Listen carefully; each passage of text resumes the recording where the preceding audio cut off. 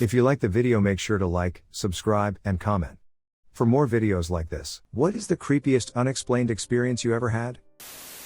One night, when I was 5 years old, I felt some strong force of gravity pushing down on me. It was weird because I distinctly remember not having any dreams, but just the sensation of gravity pushing me down onto the ground. When I woke up the next day, I immediately sat up, wide awake, and just knew that I didn't know my name, who I am, where I am, or even what I looked like. Think a first-person game when you can't see what your character looks like. I really couldn't bring up what I did the day before, or any of the days before that at all. I remember looking into a mirror, while everyone else was still asleep, and playing with my face, just thinking, so this is what I look like, because my face was new to me. Thinking back, it was just such a weird sensation of being inside a body that wasn't my own, or the faint awareness that I was another soul/psyche suddenly placed within another's body. I saw my parents sleeping in the room and just thought, are they my parents? I guess so, since they're adults. I was strangely very aware of the fact that I had zero memory from before that morning, but also very calm and logically accepting of the facts in the situation. I only remember that I was 5 because when my mom woke up, I asked her who I was, what my name was, how old I was, and where we lived, even asked her to confirm that she was my mom. Lol. She thought it was just a cute child thing I was doing, asking random questions. When I told her about the above, she just laughed, told me to stop being silly, and just brushed it off. I'm kinda glad to share this here because growing up, all the adults I've told this to only thought that I was making stories up and brushed it off. Eventually I stopped talking about it and forgot about it. I'm guessing it was probably just some sort of memory loss? Or even some kind of mental issue arising from brain injury? But I just had such a strong intuitive sense that the gravity thing had something to do with it, and that I am a different soul/spirit/person/psyche newly placed within my own body. I would love to know if anyone had similar experiences or has some realistic explanation of what happened. I was sitting in my car outside my house at 1 a.m. having a smoke, when I see how out my window a man rapidly approaching. From his approach it was obvious to me that the only place he could have possibly come from was the woods, and there is nothing even remotely nearby in those woods. He was soaking wet from head to toe and appeared intoxicated in a strange way that didn't seem like alcohol or any drugs I'm familiar with. Stumbled over to my car and basically fell onto the door to the seat I was in. He had a large gold cross on his neck. I cracked the window slightly, and he proceeded to just say thank you and God bless you all about 10 times, before he stumbled back off into a different patch of woods. I got out of my car and rushed to get inside once he was out of sight, but as I was walking from my car I could hear him screaming and howling in the woods. At my old apartment, I was brushing my teeth and my makeup bag flew off the shelf and slammed into the wall across the room. No windows, no fan, the bag was all the way on the back of the shelf against the wall. It did not fall, it flew like the opening pitch. I noped out and went to bed. Next morning I checked my phone and had a notification from the Sleep as Android app. It records movement and sound overnight to wake you at the lightest point in your sleep cycle. I do not sleep talk, and I live alone. I heard on the recording my bedroom door click and creak open, it had a very distinctive creak, and a male voice talking lowly. And then the door closing again. I lived on the 14th story of a building with no balconies. One needs a coded key card to get into the front door, and to use the elevator or open the stairwell, and then to open the door to the hallway, and to get into the front door of the apartment and to get into my bedroom. So if I go to the bathroom and forget my key card, I am locked out of my bedroom. It would be insane to break into any of these. I moved out a few months later. I have a few small things. I grew up in what was considered my tiny town's local haunted house. When we had babysitters watch us, if the babysitter took us somewhere, like the park across the street, when we returned whatever lights had been left on were now turned off and vice versa. My parents thought maybe it was other teenagers playing pranks on the sitter and maybe she wasn't locking the house up properly, but putting deadbolts on the doors didn't change anything. When I was around 10 I had a few new friends over to spend the night. One girl was out in the driveway and, 30 plus years later, still swears she saw a face in the window. This window is in the middle of a very large staircase, probably about 20 feet up the wall. Much too high for someone to be looking out of. She wouldn't ever spend the night with me again until we moved to a different house and then she stayed over all the time. I'm an atheist, so as much as I really like creepy things, I can't bring myself to fully believe in ghosts anymore as I don't believe in an afterlife. I'm sure there are reasonable explanations for all the little bumps in the night and weird shadows in that house and I'm definitely willing to chalk it up to childhood imagination and the power of suggestion. I will say that I never felt alone in that house, though I did feel weird being alone in the newer house that wasn't haunted. One thing I really can't reason out though, as an adult I was visiting my parents who had moved into my deceased grandmother's house. The room I was staying in had its own bathroom that needed to be seriously cleaned. I had completely removed everything from the countertop, sprayed it all down and thoroughly scrubbed it, so I know what was there and what wasn't. I finished up and was walking out of the room when I heard a clink behind me. I looked back and, lying in the middle of the counter I had just cleaned, was a quarter that was absolutely not there before. At the time I was already an atheist, but hadn't quite given up on the idea of ghosts. I knew my mom fully believed in ghosts and she believed her mother's ghost was there. I picked up the quarter, took it to my mom and told her, "Hey look, Grandma just gave me a quarter." My mom felt it was actually from her long deceased father whom I had never met. That had been his bathroom long ago and she said he was always jingling change in his pocket. So this happened about a year ago. I was relaxing at my parents' house for the weekend home from college. It was around 10 when my little sister started screaming my name. I ran to the living room where we have a large picture window and she was pointing at it saying someone is looking through the window. My golden retriever, who is usually very relaxed, was going ballistic, barking viciously at the window. I grabbed a flashlight and my old baseball bat and went outside. For context, my parents' house in the middle of a small western PA town a bit east of Pittsburgh, so it wasn't like there were many places to hide. I walked about my parents' house twice and eventually went back inside. I stayed with my sister until my parents got home and we explained the whole thing. The next day my father and I went around the house looking for anything new and to our surprise, we found muddy boot prints in our flower bed right outside of the window.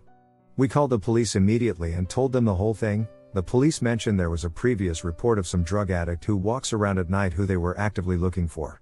Ever since then my sister refuses to go into the living room at night alone, and I don't blame her. I used to deliver newspapers in my small hometown when I was 13. I wasn't the best at sleeping, so I would stay up until the papers got to my house at around 3 a.m. then load them onto my bike and ride to my route. One morning it was a lot foggier than usual. Town was on the Washington coast, so fog is normal, and some very creepy things happened. First, I was walking back to my bike from delivering my first paper and through the fog I see a woman jogging towards me. Nothing unusual. A lot of people go on early morning runs. When right as she's about to get close enough to me that she isn't in the fog anymore, she disappeared. Right under a street light too. It looked like she just turned into fog. Second, now I'm a little on edge, but I chalk it up to me being tired.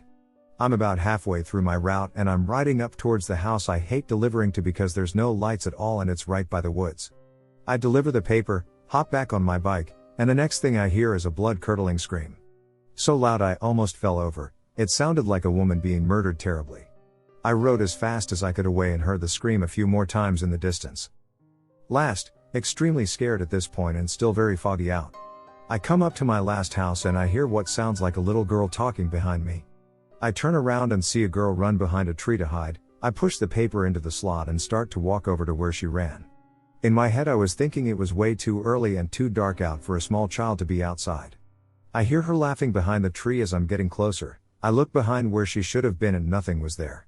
No footprints in the dew, nothing. I went home, fell asleep. When I woke up my mom had just gotten off the phone with the office that drops the papers off. The 3 houses that I had delivered to when I saw/heard these things happen, never received their papers.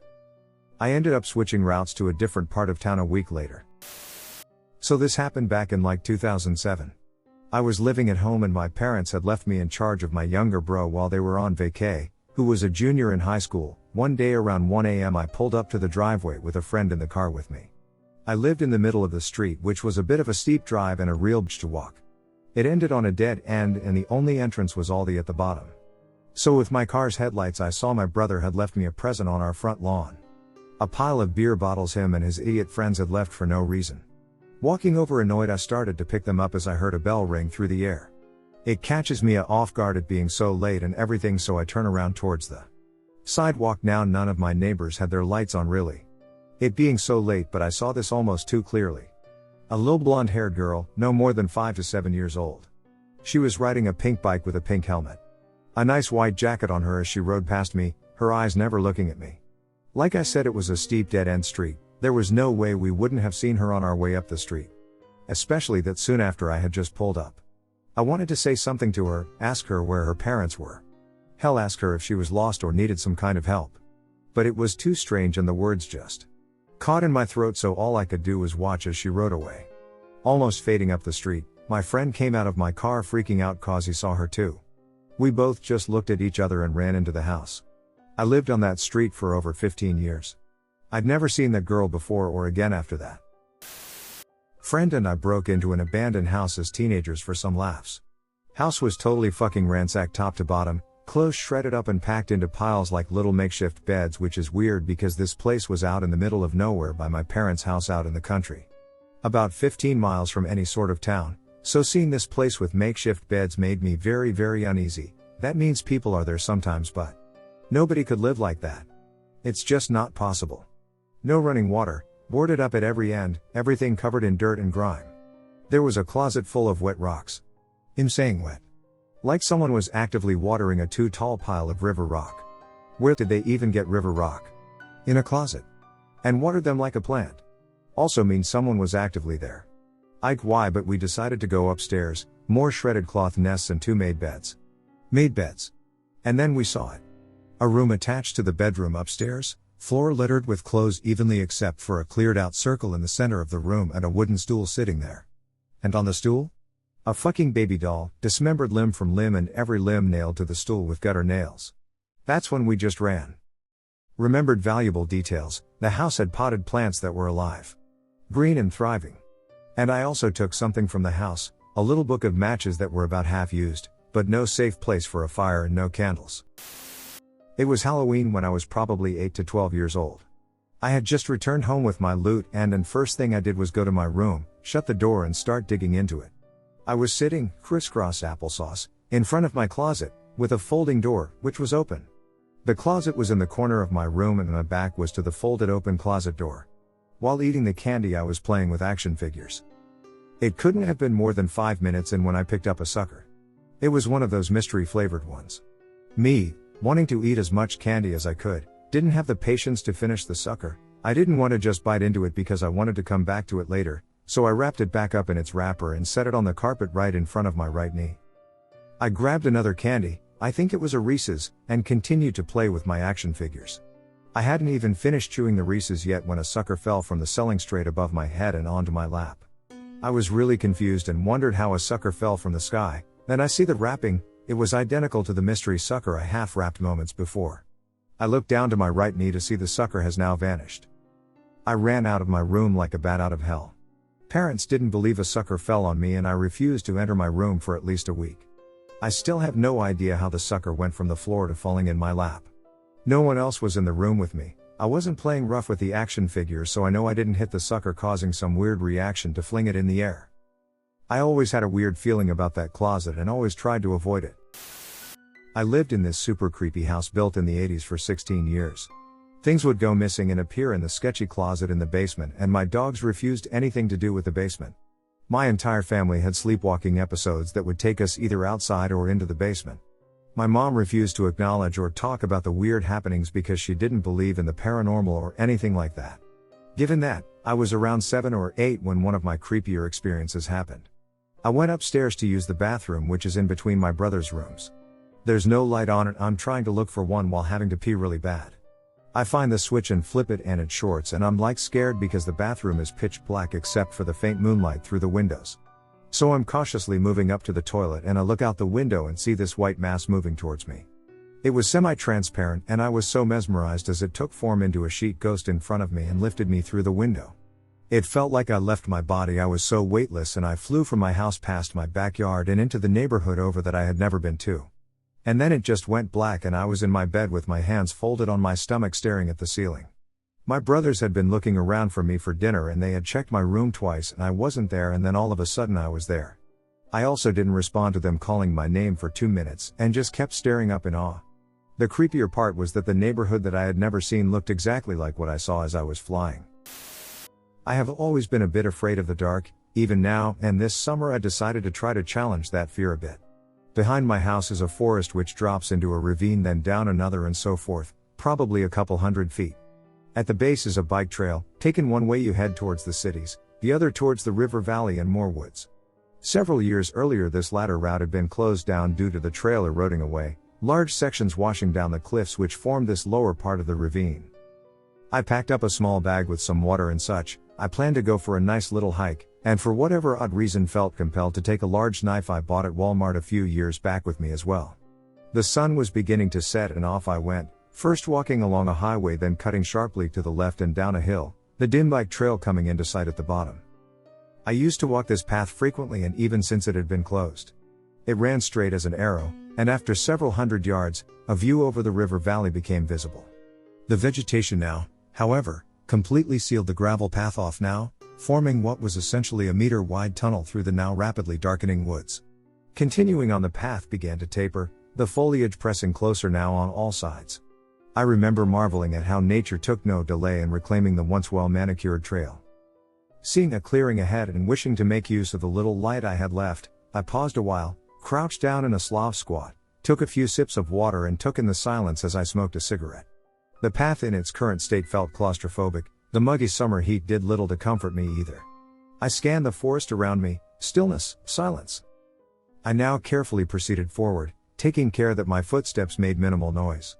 Through the dimness, directly down the path, a small red flash caught my eye.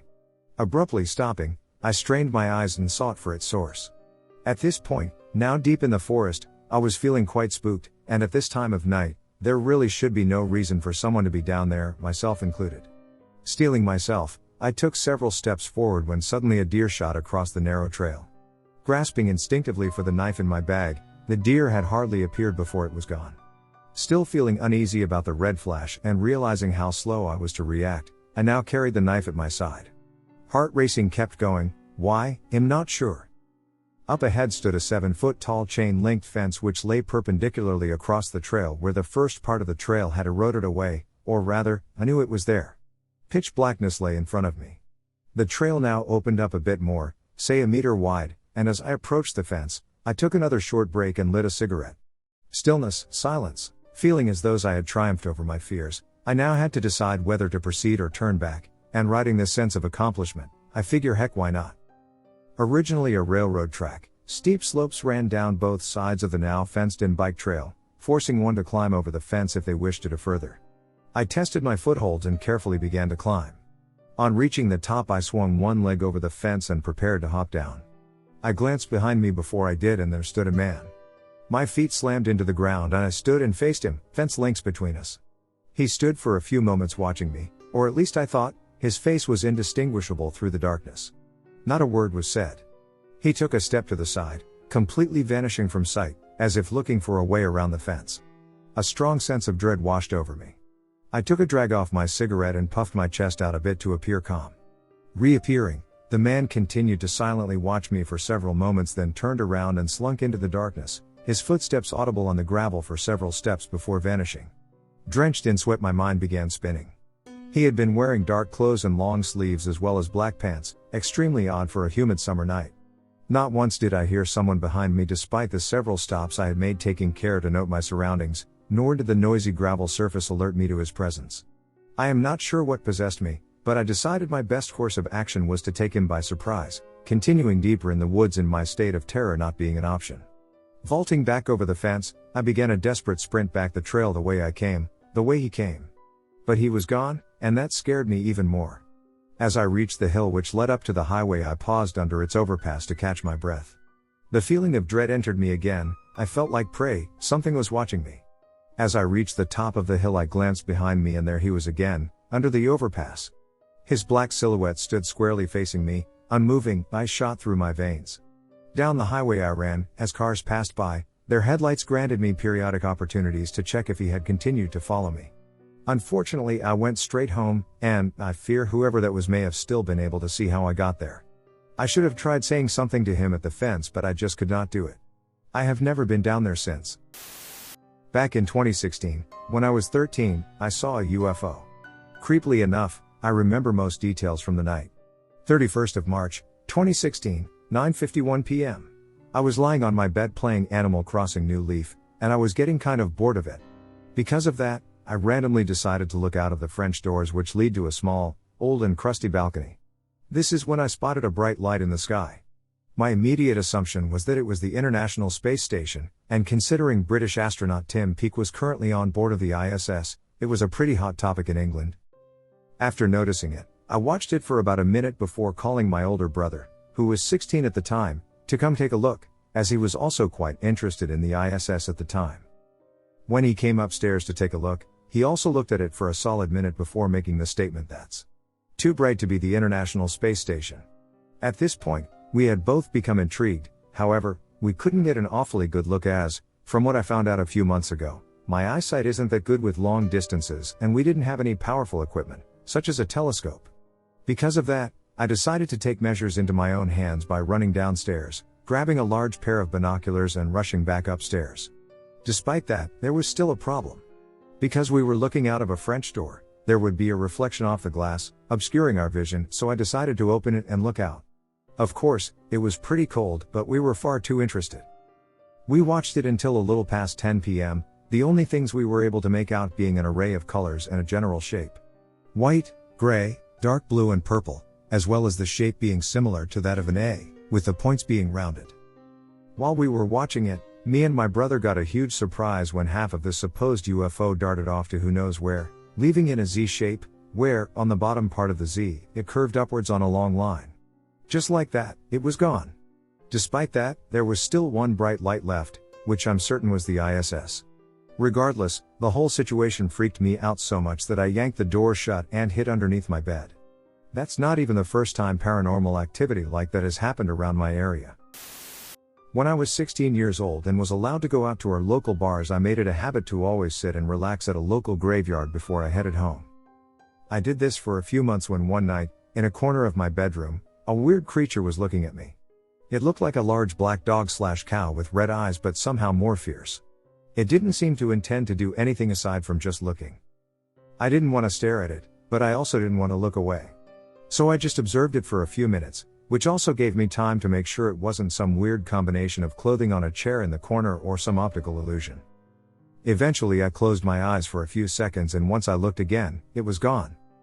The next morning I did some research on what it could have been, and I quickly stumbled upon some information about black dogs that overwatch graveyards, and some seem to return a visit once you visit their graveyard a few times. That is exactly how it felt. It just came to look at my place. I did visit that graveyard again next week, but have never seen it again. This happened more than 15 years ago. I have never hallucinated anything in my life. I am sure what I saw that night was real. This happened earlier this year. Let me start by saying I live in a small town about 20 minutes drive into a national park, so for 20 minutes there are no street lights, traffic lights, pedestrians, etc. To keep the story brief, I was out in the city, 1 hour drive, and had planned to sleep in my car, which I did fairly often.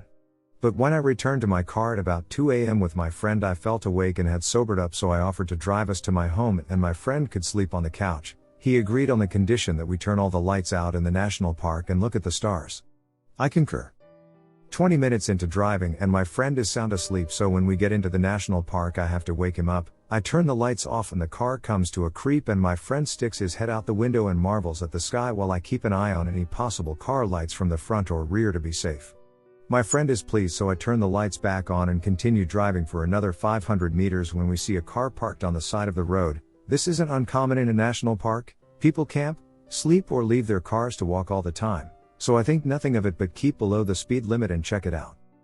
This scene is burned into my mind, and I can describe it with such detail because it felt like a whole minute passed. One car, all the lights off, two people, one standing at the back of the car with a lit cigarette and the boot open. The second person is lying parallel with the boot of the car on the ground with their arms by their sides, motionless. And my friend and I turn to each other and say, "Did you see that?" And I come to a stop some 100 meters down the road with my brake light painting the scene red in the rear view mirror behind us. My friend says we should go back and help, but I express the feeling in my gut that it didn't feel right because nobody was signaling in distress, no flashlight, no hazard lights on the car, nothing but pitch black, and my friend stops for a second and agrees on the condition that we call emergency services. So I continue driving home, and for the next 10 minutes we try to explain the events and where we witnessed it, which is pretty difficult in a place with one road in and out, so the emergency services can locate the car.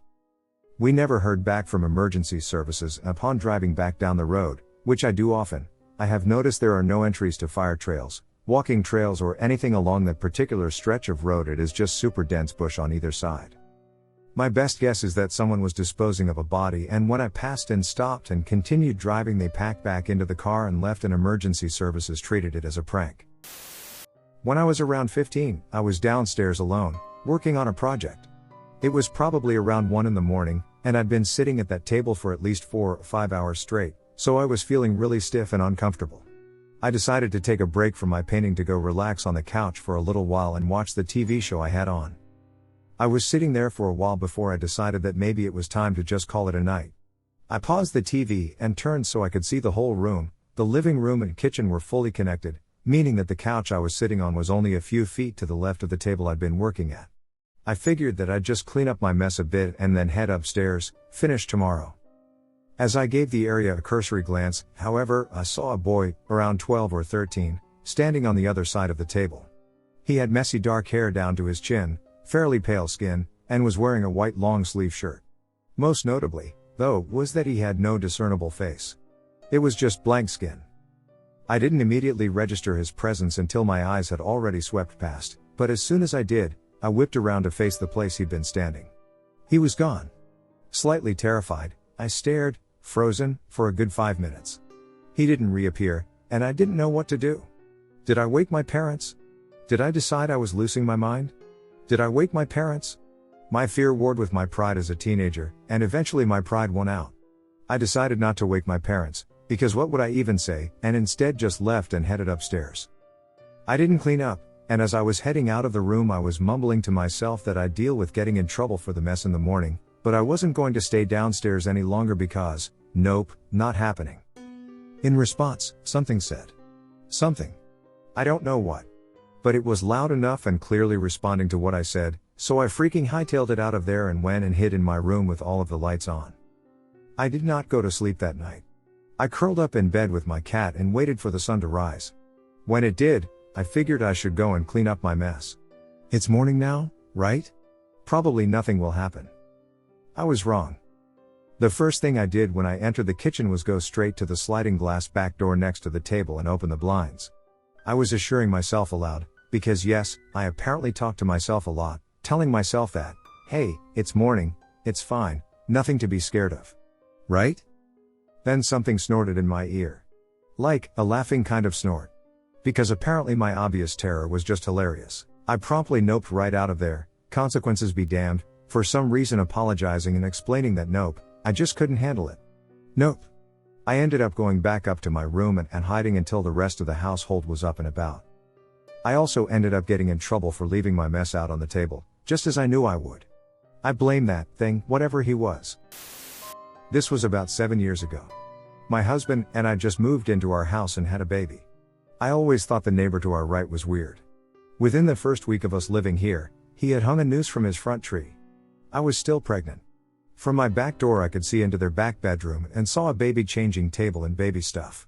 I rarely saw his wife at first, and she didn't even look pregnant when I did end up meeting her, so it totally freaked me out when he would do his crazy shit like building a 7-foot tall cross in the backyard, and then I'd hear him digging the next day. It turned out he was bipolar with schizophrenic manic episodes, or whatever you technically call it. He was also obsessively religious, which both of those explained why he built a giant cross, buried it, then dug it up and ended up dragging it down the road and left it on the stairs of a church. It also turns out his wife was on tether with an ankle bracelet for drinking and driving shortly before she got pregnant, and that's why I rarely saw her. After I had my son, I got to be good friends with her and spent a lot of time with them. My husband worked nights at the time, and so I was home by myself and don't have any family around. My son was now sleeping through the night, so my mother-in-law took him for the night. I fell asleep on the couch around 6 to 7 p.m. and woke up as a car pulled into my driveway.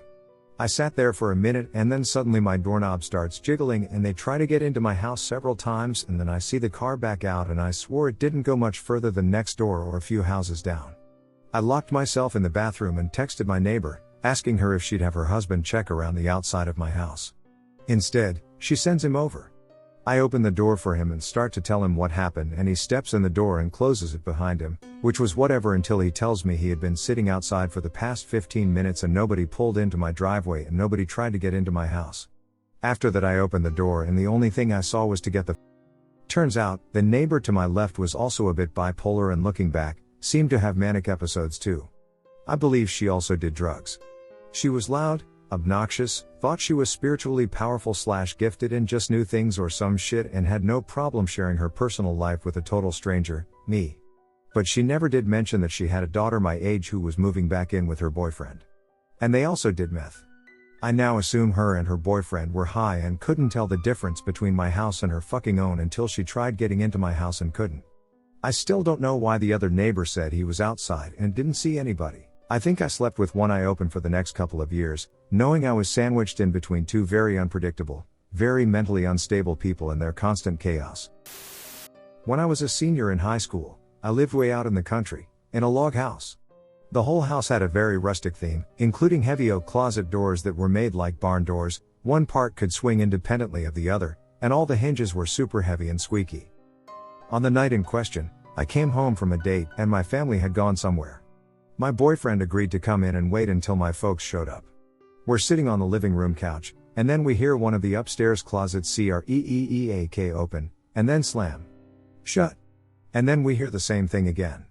So we're in the middle of the boonies, late at night, and it sounds like somebody is upstairs. We run to my parents' room and get my mom's shotgun, and then slowly creep up the stairs. The room we heard the creaking and slamming from? The closet door is standing wide open. Dude, we heard it slam shut. Those doors can be heard all over the house. If it had opened again, we'd have heard it. I was half convinced that this was my little brother, just messing with us at this point. But slowly, we went through every closet, cabinet, and hidey hole in that house. No one else was there. We even checked under the sink in the hall bathroom. Nada. Just me and the BF. So we go back downstairs, kind of shaky and freaked out, and sit back down on the couch. And then, once again, we hear the creaking and slamming, and then laughter. I swear by all that is holy, I am not making it up. My HS boyfriend screamed out the back door like his butt was on fire, and I had to physically stop him from getting in the car and leaving me alone at the house. We sat on the back porch until my parents came home, with my younger brother. Whatever it was in that house, it wasn't him. That wasn't the only incident we had while we lived in that house, but it was the freakiest one for me, personally. I haven't set foot in that house since the mid-80s, and alas, my witness has passed away since, but I'd love to stop and ask the current owners if they've experienced the same kind of weirdness.